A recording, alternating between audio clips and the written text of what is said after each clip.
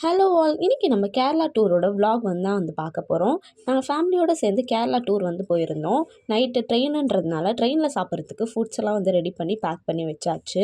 நானும் என் சிஸ்டரும் சேர்ந்து தான் வந்து பேக் பண்ணோம். எப்போவுமே இட்லி சப்பாத்தி இந்த மாதிரி ஃபுட்ஸ் தான் வந்து நைட்டில் சாப்பிட்றதுக்கு பெட்டராக இருக்கும் அப்படின்றதுனால சப்பாத்தி எடுத்து பேக் பண்ணி எல்லாத்தையும் வந்து வச்சாச்சு. இட்லிஸும் செஞ்சுருந்தாங்க, அது இன்னொரு இதில் பேக் பண்ணியாச்சு.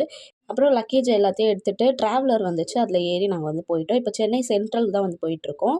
எங்களுக்கு 7:50 அப்போ ட்ரெயின் அப்படின்றதுனால இப்போயே நாங்கள் சீக்கிரமாக வந்து கிளம்பிட்டோம்.